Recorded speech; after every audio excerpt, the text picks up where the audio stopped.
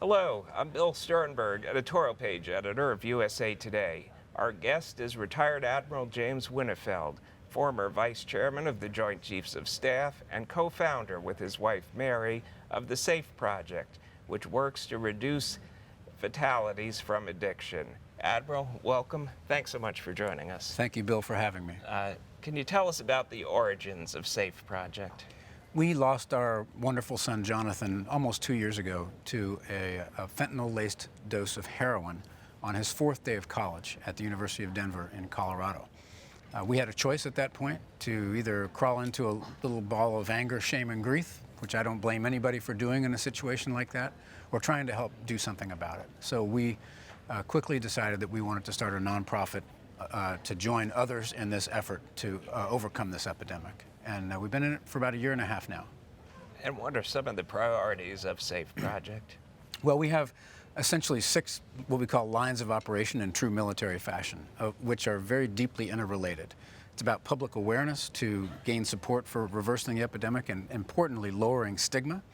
It's about prevention, which is basically getting to the most vulnerable audiences with the most credible voices. It's about getting our arms around prescription medicines. And it's about law enforcement and medical response in that we are not going to arrest our way out of this. We are going to have to work within the system to get out of this. And then treatment and recovery. There simply aren't enough treatment resources or availability of recovery resources in the country. And last but not least is family outreach and support, where it's all about if we had only known then what we know now, we'd still have our son, John. Right, so we're at the time of year where many families are taking their children and dropping them off at college. What should families be asking of the colleges that they take their children to? Well, this is a very, very special moment for us because that's when we lost Jonathan, the 4th day of his college. And we think it's very important that parents ask whether the college or university where they're going to be dropping their son or daughter has a collegiate recovery program, whether or not they believe their son or daughter has a substance use issue. And there are several really important reasons for that. First of all, they may actually have an issue and the parent doesn't know about it or may be in denial. Second, it's very easy to develop an issue like this simply through a dental procedure or a physical injury, much less some of the other things that can cause people to become dependent on substances. Another great reason is that your son or daughter may actually have a roommate or a friend who needs help. And if the college has a program, you know, your son or daughter may be able to vector somebody into one of those. It's also very indicative of whether the college really cares for its students, if they've stepped over that stigma line and created a program like this.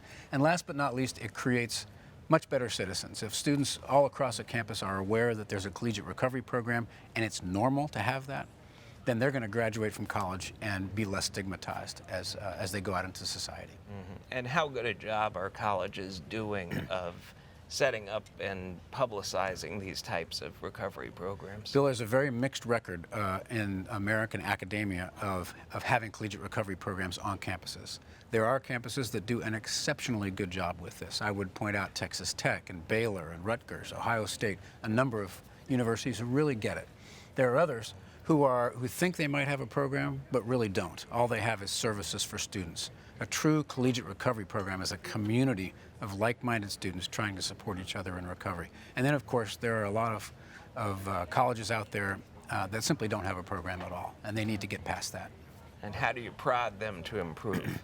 Well, we're working, we have an initiative within SAFE called SAFE Campuses.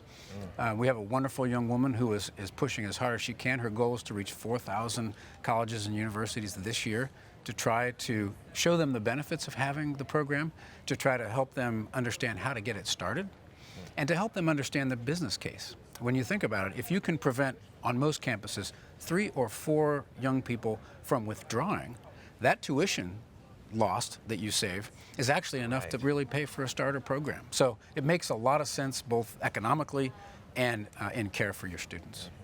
Now, more broadly, those of us who've been through this know it's hard enough to get a family member to agree to seek treatment, admit they have a problem and seek treatment, but that's just half the battle. Then you have to decide what type of treatment and what are the good or best recovery programs.